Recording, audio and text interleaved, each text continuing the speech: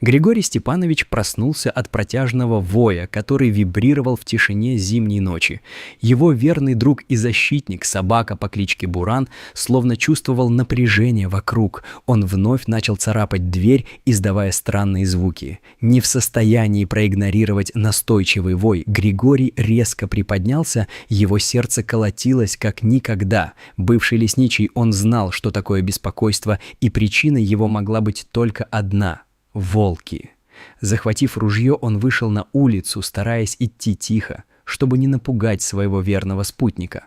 Пораженные красотой зимнего пейзажа, перед ним раскинулись неподвижные заснеженные деревья, однако мысль о волках сразу же вернула его к действительности.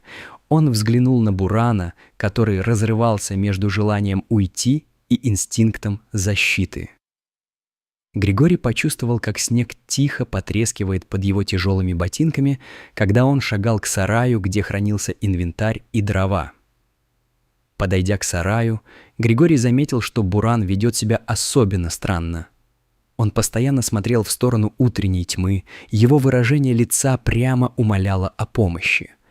Григорий отогнал от себя мысли о волках. Вероятно, они просто улетели по своим делам, охотились на дичь. Он взял свою собаку за ошейник и, поиграв с ней, успокаивающе произнес: «Все будет хорошо, Буран». Но собака продолжала дергаться, и, убедившись, что ему нужно выяснить, что происходит, Григорий все-таки открыл дверь сарая. Внутри его ожидала неожиданная картина. Вонзившись в полумрак, Григорий увидел раненую волчицу, которая, казалось, была беззащитна. С ее стороны не было никакой агрессии, лишь повисшее в воздухе страдание. Григорий почувствовал, как его сердце забилось быстрее. У волчицы была рана, и на ее животе заметно выделялся округлый бугорок.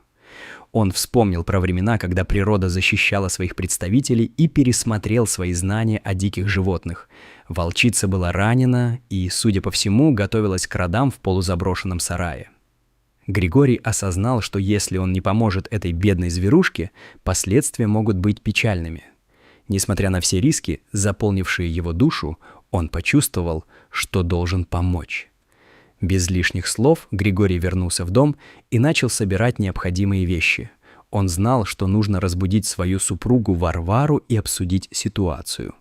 Когда Григорий прокинулся к Варваре, она, несмотря на сонный голос, быстро осознала всю серьезность ситуации. Он обрисовал ситуацию как мог, объясняя, что волчица пришла за помощью и что они не могут оставить ее в бедственном положении. Варвара на мгновение замерла, но затем, переведя дыхание, произнесла: «Раз она рискнула своим состоянием и пришла, нам нужно помочь». Все же ответила она, несмотря на страх, что эта волчица может быть такой же неуправляемой, как и остальные. Темнота ночи постепенно отпускала свои объятия, когда Григорий и Варвара снова вышли к сараю, неся с собой материалы для перевязки. Они поняли, что для начала нужно обработать рану волчицы, и их шаги были наполнены решимостью. Варвара аккуратно подошла к волчице, используя подручные средства, чтобы промыть рану, затем наложила мазь, которую они хранили для домашних животных. Григорий следил за ее действиями, стараясь не вспугнуть волчицу, показывая, что их намерения добрые. Словно чувствуя магию момента, волчица открыла рот и начала пить отвар, предложенный Григорием, который утолил ее жажду. На следующее утро, когда солнце начало пробиваться сквозь деревья, Григорий обсудил с Варварой, что же делать с раненой волчицей. Близкий сосед, Петр Кузьмич, отправился к ним с новостями. Охотники совсем недавно убили 3 волков, но остальные разбежались. «Не знаю, что делать», — произнес Григорий, щурясь на яркое солнце. Он понимал, что волчица могла оказаться под угрозой. «Мы можем прятать ее до тех пор, пока она не окрепнет», — ответила Варвара, «но нам нужно быть готовыми ко всему». Эта ситуация напомнила Григорию о том, как в 2003 году он однажды уже спас волчонка, которого обнаружил с другом, когда патрулировал лес. Григорий вспомнил, как тихо пробирался через сосны, когда до его ушей донесся шум мотора, направляющегося через лес. Он с Бураном нашли браконьеров, ловивших волчонка. Подойдя ближе, Григорий представился и потребовал от браконьеров документы. Браконьеры начали неуверенно улыбаться, предлагая ему деньги, но Григорий, стойкий и непреклонный, остался на своем. В конце концов, чувства праведности восторжествовали, и браконьеры, не дождавшись, пока придет кто-то более решительный, распугались, быстро уехав на своих машинах, оставив волчонка в покое. Когда он освободил волчонка, который в первую очередь обнюхал руку Григория, тот снова почувствовал в себе дух дикой природы. Волчонок, словно понимая, что был освобожден, прыгнул к своим сородичам, оставив Григория размышлять о его умном взгляде. Он не подозревал, насколько пророческой окажется эта мысль в его жизни. Ветер метался, и волки стали все иным образом частью его судьбы. На 4-й день после появления волчицы к Григорию пришли местные мужики с явно нервными лицами. «Григорий, там дело серьезное», — громко свистнул один из них. «Они подошли к нашей деревне, и Семёныч потерял собаку». Местные жители потянулись к Григорию, прося его помочь выследить волков, но, помня о раненой волчице и обладая опытом с недавними обстоятельствами, он отказался. «У меня болезнь. Ружье сломано», — ответил Григорий, пряча тревогу в голосе. Он предупредил, что волки с волчицей ждут щенков и могут не стоить их убивать. «Может, ее переселить в лесничью избушку?» — предложила Варвара, и Григорий согласился, решив подготовить сани у Михалыча, чтобы перевести волчицу. Варвара охотно согласилась поехать с Григорием, чтобы помочь с волчицей, и вместе они начали готовить легкую лежанку и грелки для нее. Наконец они отправились в путь с волчицей на санях, и, несмотря на погоду, были полны решимости сделать все возможное для ее спасения. Дорога была тяжелой, с глубоким снегом и колеями, из-за которых сани застревали. Варвара время от времени проверяла состояние волчицы, и к ее облегчению та не замерзла благодаря тулупу и подстилкам. «Звери действительно умнее, чем многие верят», — размышлял Григорий, когда они продвигались к лесничьей избушке, созерцая природу вокруг. Когда они добрались до старой лесничьей избушки, Григорий с Варварой начали осматривать место. Варвара переподложила волчице повязку и обращалась к ней с особым уважением. Внезапно послышался волчий вой, и Григорий тут же понял, что стая теперь ищет свою потерянную волчицу. В волчице началась подготовка к родам, и Григорий с Варварой, сидя у печки, вспоминали, как познакомились в 1979 году, как юные и полные надежд. Воспоминания о первой смелой любви не оставляли их сердца, и они радовались, наслаждаясь ощущениями уюта. Беспокойство о родах углублялось, когда они думали о том, что, возможно, их судьба — спасать зверей и беречь лес. Григорий согласился, что их два сердца теперь были на одной волне, и их путь пролегает сквозь тайгу и волчьи тропы. Волчица начала рожать, и Варвара с нежностью и заботой поддерживала ее, делая все возможное, чтобы помочь. Когда на свет появились 5 здоровых волчат, она тихо улыбнулась, осознавая, что волчица начинает немного доверять людям, а Григорий наблюдал за этим сценарием со смирением. На протяжении недели Григорий и Варвара продолжали заботиться обо всей новой семье. Но вскоре волчица стала проявлять желание вернуться в лес. Григорий и Варвара обсудили, что они должны отпустить ее, когда она станет сильной. Через несколько дней волчица вернулась с 4 другими волками, которые помогли ей забрать щенков. Григорий и Варвара смотрели на это с благоговением, понимая, что их личное спасение теперь стало частью чего-то большего. С каждым днем волчица приходила обратно, чтобы принести Григорию и Варваре дичь, демонстрируя свою глубокомысленную благодарность. В этой необъяснимой связи между ними начинала оглядываться природа, полная сюрпризов и взаимопомощи. Лес жил своей глубокой, насыщенной жизнью, и Григорий всегда знал, что в природе человек одновременно властитель и гость. Он понимал, что лес помнит все, добро и зло, и, подобно справедливому судье, возвращает старицей те чувства. По мере того, как зима становилась весной, Тайфун, молодой пес, сначала относился к волкам с недоверием. Но вскоре он привык к волчице и даже начал встречать ее с каким-то пониманием, когда она приходила на его территорию, чтобы принести угощение.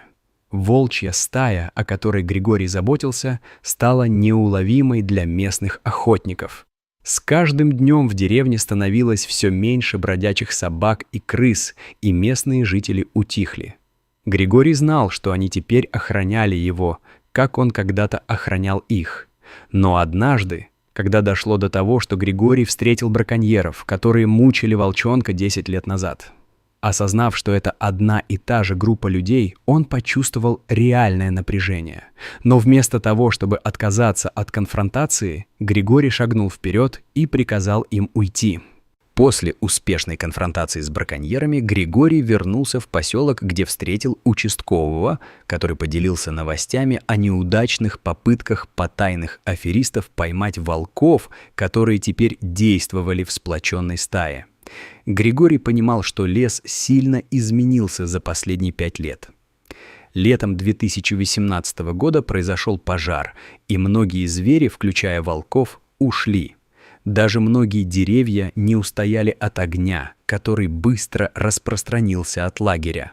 Но волчья стая осталась и обосновалась в нетронутой огнем части леса. Однажды ночью звуки ступней и тихий вой привели Григория к двери. Он увидел повернувшуюся к дому волчицу с черным пятном на груди. Она подошла слишком близко и как будто искала утешения. Григорий и Варвара наблюдали, как волчица и ее раненый детеныш, которого она привела с собой, зашли в дом. Варвара взялась за действие, чтобы осмотреть рану молодой волчицы, и с удивлением отметила, что это был капкан браконьеров. Волчица наблюдала за действиями людей, выражая легкое недоверие. После того, как Варвара наложила повязку, волки покинули дом, оставляя Григория и Варвару размышлять о переплетении жизни дикой природы и сумрачной тени человека. Ночь вновь покорила лес, когда Григорий, не уснув, снова услышал выстрелы, доносившиеся откуда-то из леса. Отложив ружье в свое любимое, он вновь вышел из дома, отправляясь на поиски браконьеров. Когда он добрался до поляны, он увидел браконьеров, окруживших раненого волка. Григорий выступил вперед и мысленно произнес, что в эту минуту он должен выступить за всю родину. «Остановитесь!» — закричал он, представляясь и требуя отчислить свои пули. Браконьеры переглянулись, недоверчиво смотря на Григория, но этот взгляд стоил им слишком много. Они отказались, и Григорий не отступил. Тогда, совершенно неожиданно, из леса появились волки.